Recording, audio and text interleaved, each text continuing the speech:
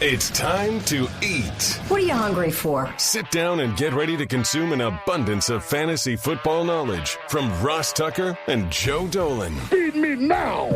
I'm starving. On the Fantasy Feast Eatin' Podcast. Yeah, let's eat, baby. It's the Fantasy Feast Eating Podcast, presented, of course, by DraftKings. I'm Ross Tucker, former NFL offensive lineman, 5 teams over the course of 7 years. Classic temp job in my 20s, was awesome. Now I get a chance to do even more fun stuff. Got a bunch of broadcasting gigs, including I'll be in the booth Saturday night for Eagles Giants. I'll be on the sideline Sunday afternoon for Bills against the Bengals. Should be an epic weekend for your boys. Should be an epic show because we got Joe Dolan, that is, at FG_Dolan. He is the master, one of the owners of fantasypoints.com, where you use the code 22feast to get all kinds of goodies. Although, wait a minute, Joe, we probably want to switch that to 23feast at some point here, right? Yeah, we're probably going to have to do that, Ross. Let me get on that. I will say this right now. We have our super early bird special up at the website, which, Ross, it's the dumbest thing on planet Earth, okay? It's so dumb. You get all the rest of the playoffs, you get all of our off-season content, and you get all of next season for 30% off the base price with no catches. It's so dumb. It should be 30% more. You got more stuff. I don't understand how it works, but that's the way we're doing it. Wow, that's awesome. Use 22feast or 23feast. Try them both. Make sure one of them works at fantasypoints.com. He's at FG_Dolan on social. I'm at Ross Tucker NFL. We're at Ross Tucker Pod. Highly encourage you to follow Ross Tucker Pod on Instagram or Twitter or Facebook. Because that's where we post the best of the best social media clips from each of our shows that I think you will really, really enjoy. Or you can check them out on TikTok over at Ross Tucker NFL on TikTok. Joe, there's only 4 games this weekend. So basically we're playing in those, like, we can do those DraftKings free-to-play contests. For sure. For up to $50,000, which is pretty amazing. We can also do the regular DFS stuff at DraftKings. So 4 games, man. I mean, that's rough. There's only 8 teams to choose from. Indeed. So you're going to be digging in a little bit deeper than you typically are on this slate, but that's the fun of the playoffs. You got to be, oh, man, let me tell you something. I really like Noah Gray this week, man. There's a lot of fun to be had with these slates because if you want to fit in a Travis Kelce, you're going to have to go down the board. Oh, maybe JaMychal Hasty will get a couple of carries. Oh, man, Noah Brett, T.Y. Hilton. Yeah, let's go, man. Well, what if the Eagles take a deep shot to Quez Watkins? I'm going to be fired up about that. That's the kind of slate that you play, but that's playoff fantasy football. Fewer teams. A lot less opportunities to get unique. Remember, you can duplicate lineups in DFS. So a lot of people, if you play a 1-game slate, a lot of those who play 1-game slates, most of those who are good at them will tell you don't spend your full salary cap, because if you spend your full salary cap, somebody is almost certainly going to duplicate your lineup, because there's so few players that they're all going to try to fit in all the big time good players. And then there's going to be somebody who just so happens to fit in at like $3,000 right there under the salary cap. And then if that lineup hits, you end up splitting the prize with 25 people. So there's a lot of strategy that goes into this week, including not spending your full salary cap. But we can break down the games from I like to look at point spreads. I like to look at, player props for what to expect from this slate. Yeah, I like the player props as well. Always intriguing this time of year when you feel like you have, there's not as many games, so you can kind of look at what the props are. There's all kinds of parlays that DraftKings has out there. Let's start with the Jags and the Chiefs. Joe, it's the first of the 4. The Chiefs are at home 4:30 on Saturday.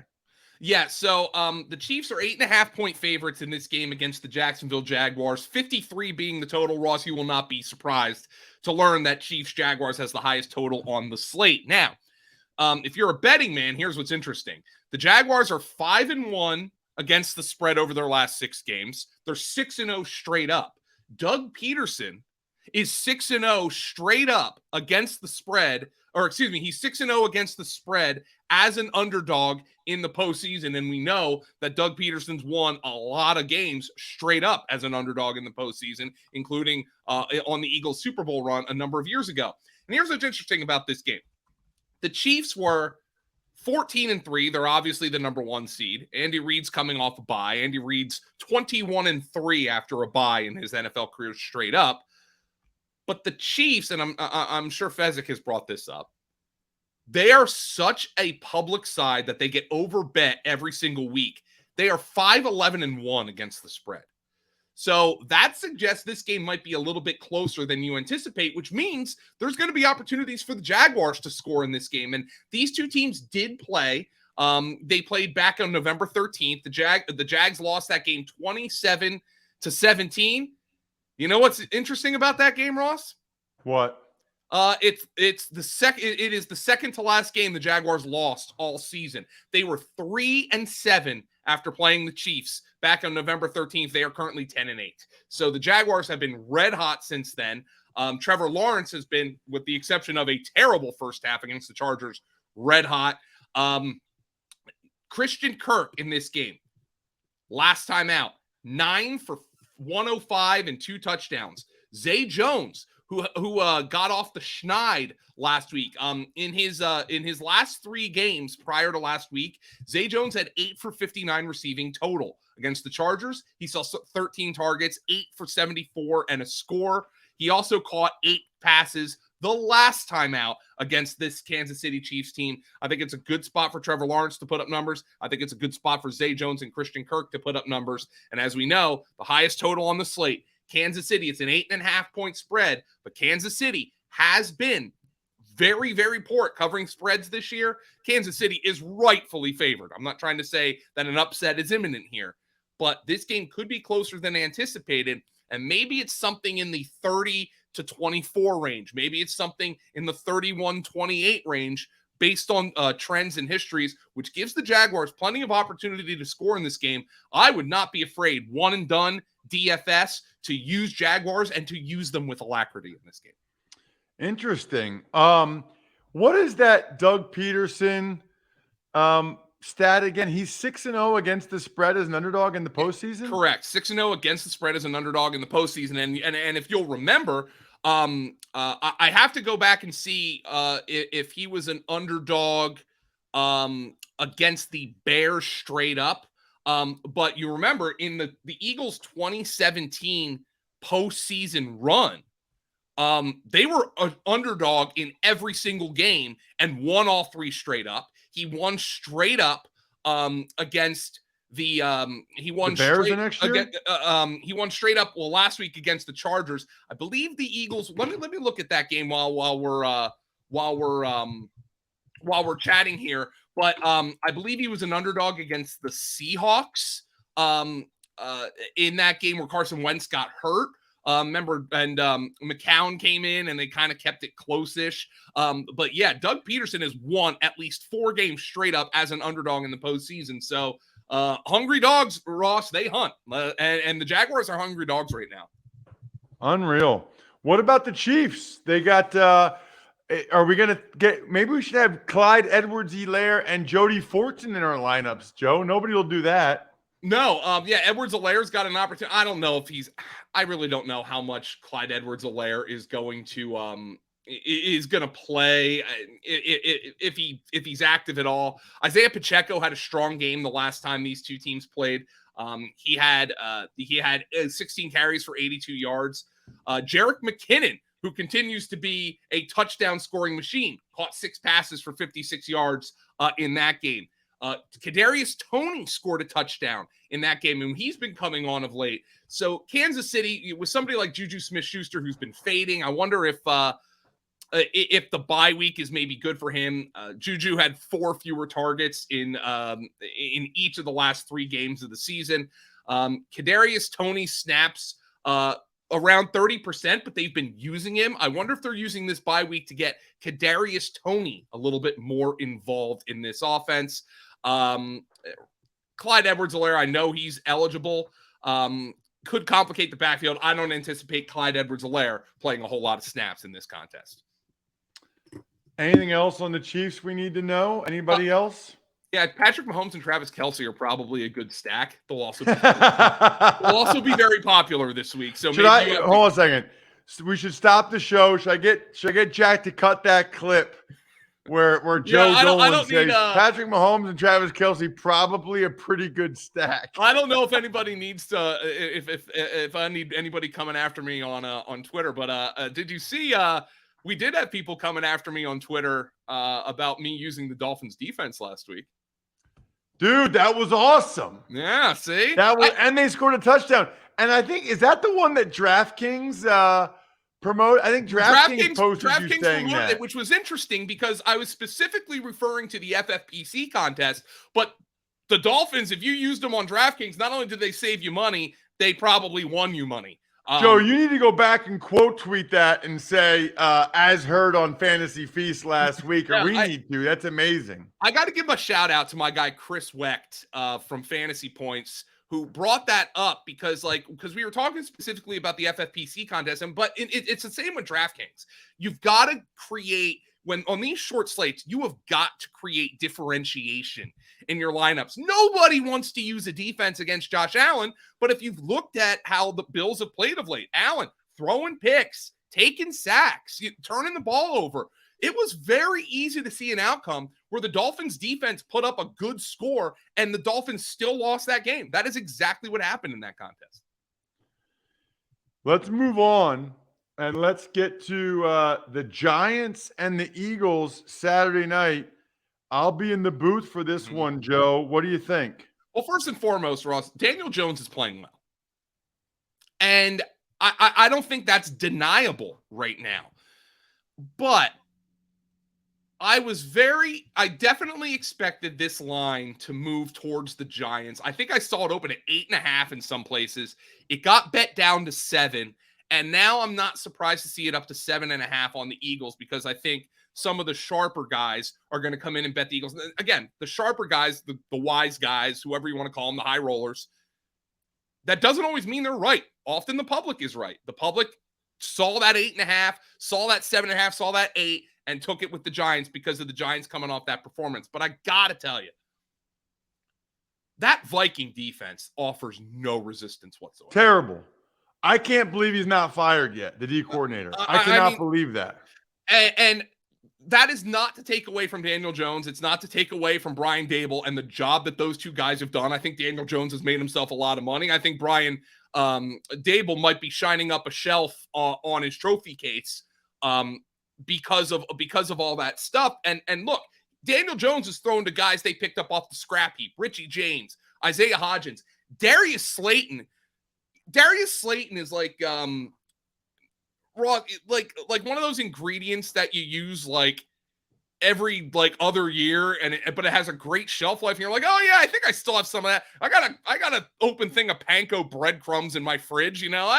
We can put that on the mac and cheese. I used it last year. Darius Slayton, they wanted to go out and they wanted to get new panko breadcrumbs. They wanted to go shopping at Publix and say, well, I guess Wegmans up there. They wanted to go shopping at Wegmans and say, you know what? I think I have some panko in the fridge, but they're old. Let's get some new stuff. They forgot to buy it. They had to use the old stuff, and the old stuff has come through. That's what Darius Slayton is for them. So credit to the Giants, but that Viking defense offers zero resistance whatsoever. The Eagles are getting healthier. The last time these two teams played healthy, a number of weeks ago in New York, the Eagles destroyed them. And I think the Giants are playing better than that right now. If you'll remember, Saquon Barkley came into that game with a neck injury. He played a limited role. He only had 9 carries for 28 yards. So that's obviously different. The Saquon I saw last week and the Saquon I've been seeing this year is as close to rookie season Saquon as we've seen with that burst, that elusiveness. But the Eagles defense is, CJ Gardner-Johnson's healthy. Josh Sweat, after that scary injury a couple of weeks ago, is going to play. He's not even on the injury report. The Eagles defense is as close to as healthy as it's going to get. Now, the question is, Avonte Maddox, the slot corner, is not going to play in this game, I don't think. Nick Sirianni did not seem very positive. Now, what I think that means is CJ Gardner-Johnson is going to play slot corner, and they'll have Reed Blankenship playing safety. I wonder if that's a little bit exploitable for Richie James. I think Gardner-Johnson's a great slot player, but I wonder if Richie James, maybe some Daniel Bellinger, and a deep shot to Darius Slayton is where the Giants are going to look to attack in this game. Because Darius Slay has been, I'm not saying he's been bad, but over the last couple of weeks, he's been seeding up some bigger plays. And maybe that's an area of concern for the Eagles. It's one where Jonathan Gannon's entire philosophy, the Eagles defensive coordinator, his entire philosophy is prevent big plays. They've been giving them up a little bit more than I think Jonathan Gannon would like to give up. And I think Brian Dable is maybe going to try to test that with Darius Slayton in this game. But the offensive line for the Giants is going to be the key, because the Eagles pass rush is as healthy as it's going to be. Robert Quinn's practicing. Like I said, Josh Sweat isn't even on the injury report after that scary neck injury. The Eagles led the NFL in sacks, I think, are second all-time in NFL in sacks in a single season. And Daniel Jones is still somebody, if you pressure him, you can get after him, force some inaccurate throws, and get the Giants off the field. The Eagles have the talent advantage in this game on the defensive side of the football.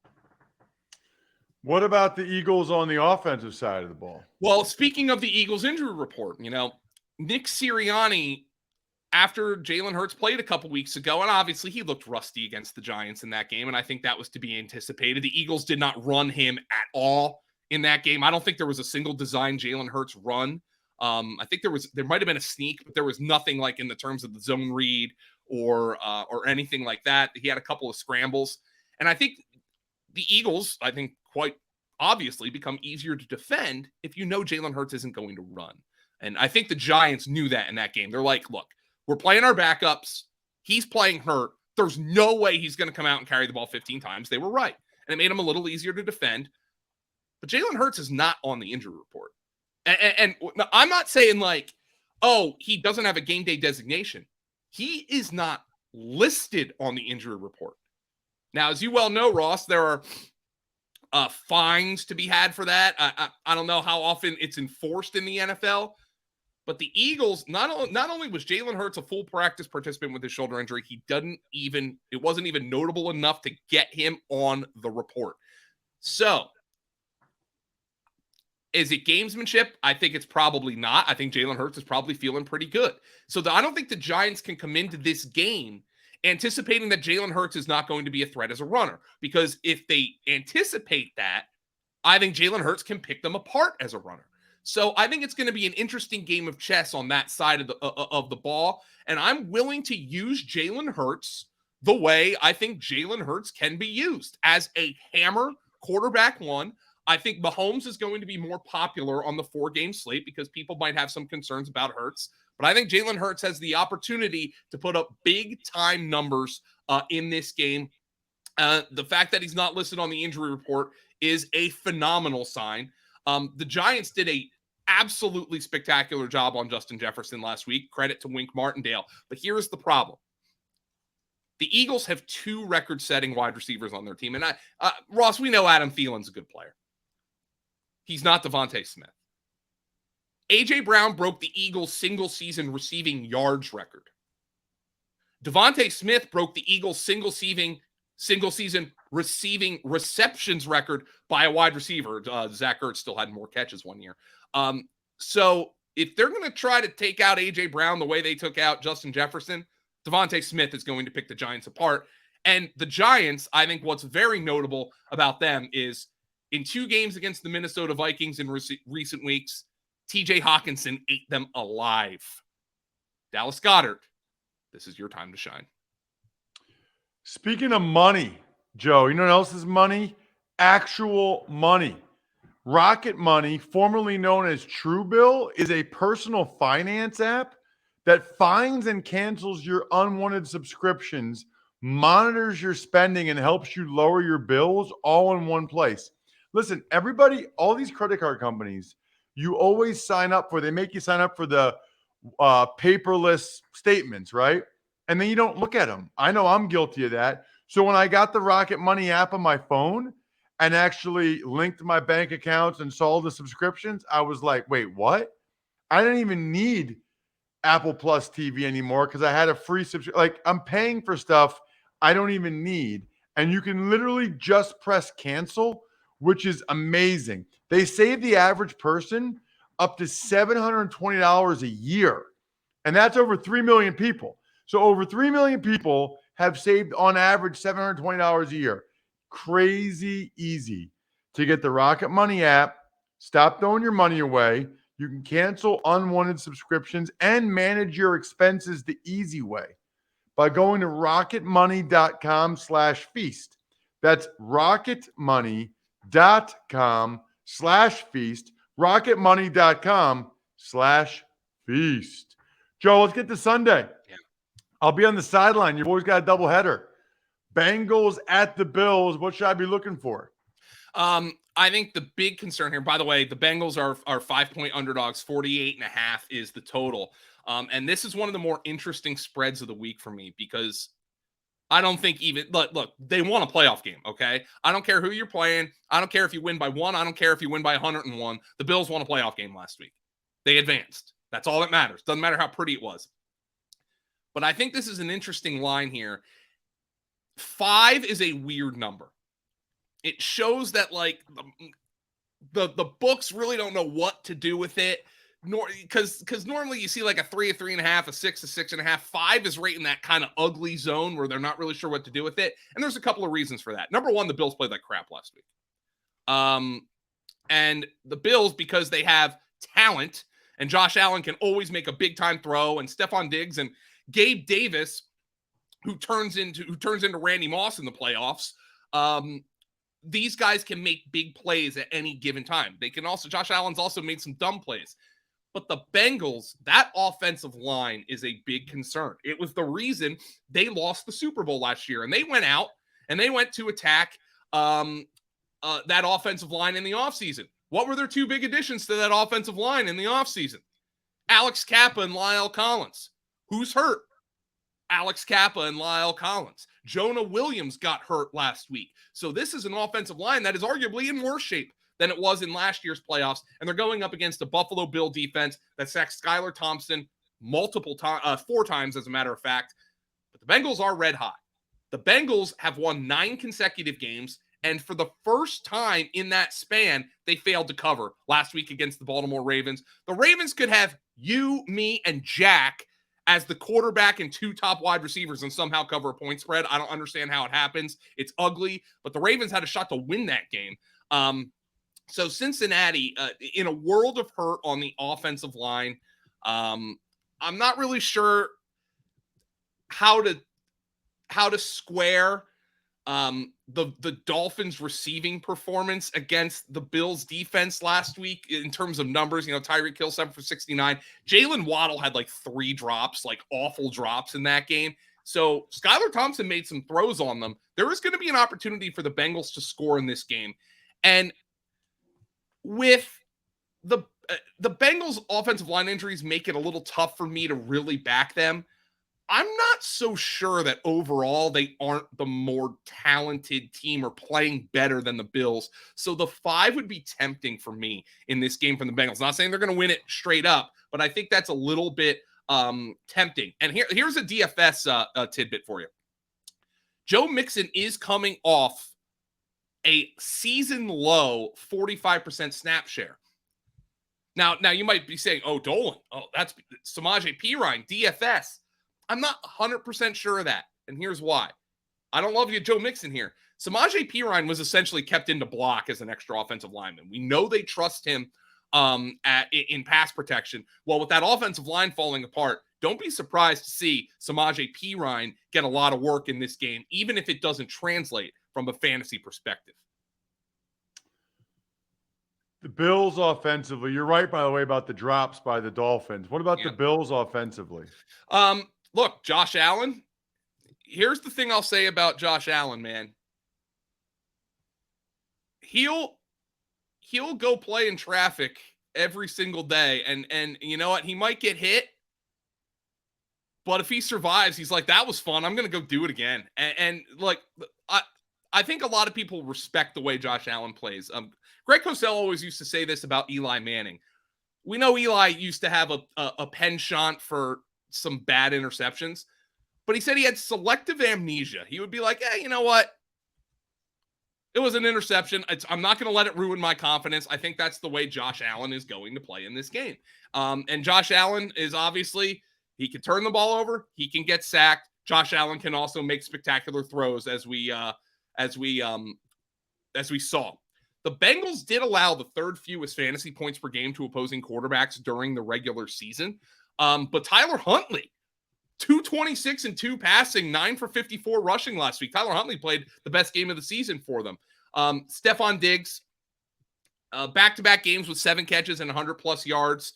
The Bengals allowed 4 different wide receivers in weeks 15 and 16 to get 83 or more receiving yards. That's 4 different receivers. And then they played the Ravens the last 2 games, and the Ravens just don't have any wide receivers. So I view this as an exploitable matchup for Stephon Diggs and Gabe Davis. Isaiah McKenzie missed last week with a hamstring injury. And the question I have with Isaiah McKenzie, if he comes back, what's his role? Because both Cole Beasley scored, and Khalil Shakir played pretty well in McKenzie's stead. They essentially split the slot role down the middle.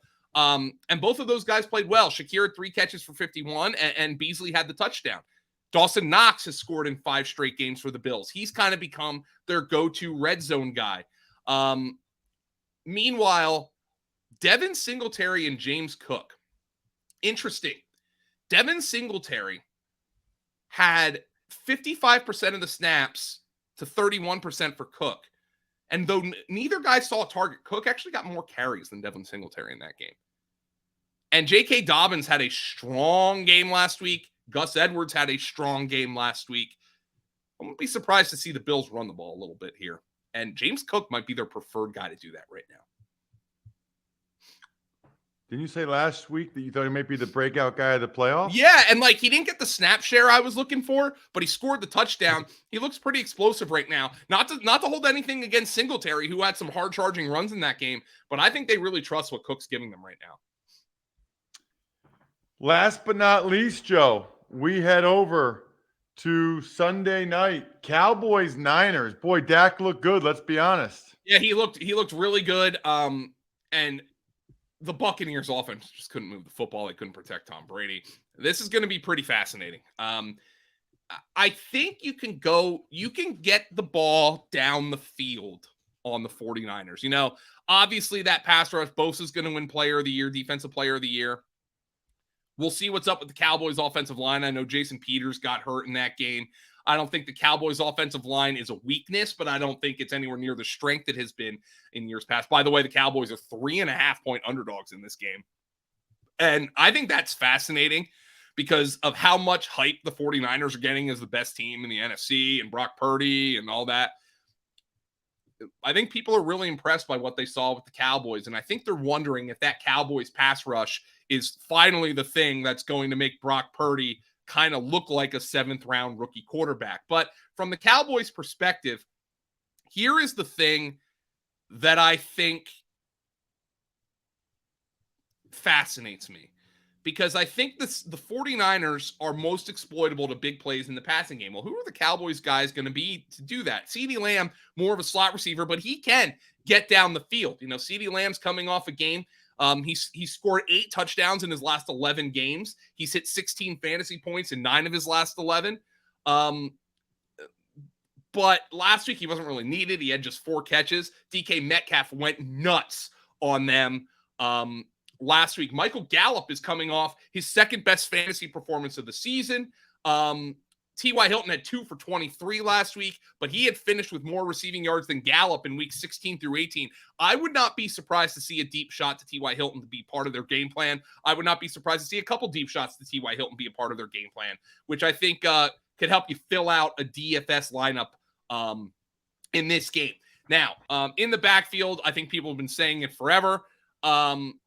Tony Pollard, snap share, carries, scrimmage yards, and receptions. He led Ezekiel Elliott in all of those categories in the game against the Buccaneers. The 49ers gave up the fewest fantasy points per game to running backs in the regular season. But Kenneth Walker had a solid game against them, 63 yards and a touchdown on 4.2 yards per carry. I will tell you this. I would think it would be a mistake for the Dallas Cowboys to give the ball quite a bit to Ezekiel Elliott in this game, based on what we've seen from Pollard, based on the 49ers defense. The Niners, man, I don't even know what position to say McCaffrey is anymore or Debo. Yep. They're just weapons. And they're so hard to defend. And the Cowboys, I think Kyle Shanahan is probably salivating right now because he knows how exploitable this secondary can be. And I don't think he's going to look at that Buccaneers game as a template for what the 49ers are going to do. Brock Purdy has more mobility than Tom Brady. They have a better offensive line than the Buccaneers have. And quite frankly, they have a better coaching staff than the Buccaneers have. And this is an exploitable secondary. I've said it for weeks, and we know it. Now, if Dallas can get Micah Parsons to wreak havoc on the 49ers offensive line the way he did on the Bucs, then that's a different story. Brock Purdy, Ross, he got away with a couple last week. He really did. It might have been to Ayuk. Do you know what I'm talking about? It was like kind of a skinny post on the left side, and the safety was coming up. That ball should have been intercepted. Or at the very least, that ball never should have been thrown. So if Dallas can get after Brock Purdy, there is an exploitable there is a weakness here. But that being said, Purdy has shown to me some pretty impressive second reaction ability. It's something that is just not a part of Jimmy Garoppolo's game. And yeah, Purdy, and when I say second reaction, yeah, he can scramble for 10 yards on 3rd and 8. He can do that. But also extend a play in the pocket, let your really good weapons get open and make a play. He's shown that ability as well. And if they can protect Brock Purdy, this is a team that you can throw on. It's a team that you've been able to throw on for basically the entire season. Tebow Samuel had his best game of the season last week. Brandon Ayuk has seen only 5 targets in each of the last 2 weeks with Debo back, but he's caught 7 of them for 132 yards. And we definitely know that Christian McCaffrey is going to get the ball a ton in this game. This is just going to be one of the more fascinating breakdowns because I think it's an opportunity for the Cowboys to get after a rookie quarterback and say, hey, look, we're going to pressure him. We're going to force him to make the mistakes that he almost made last week. On the other hand, if they protect him, Debo Samuel, Brandon Ayuk, George Kittle, these guys have the opportunity to go nuts in this matchup. At FG_Dolan, please go to fantasypoints.com now. Use 22 Feast. If that doesn't work, then 23 Feast does. And they got the new one going. Trust me, you want to get in on that discount. The early bird special is amazing. I'm at Ross Tucker NFL. Love these breakdowns from Joe. We are at Ross Tucker Pod. You can always watch us too, by the way. YouTube.com/Ross Tucker NFL. I'm stuffed. We're done. Thanks for listening to the Fantasy Feast podcast. Make sure to also subscribe to the Ross Tucker Football Podcast, Even Money, Business of Sports, and the College Draft. All available at Apple Podcasts, rosstucker.com, or wherever podcasts can be found.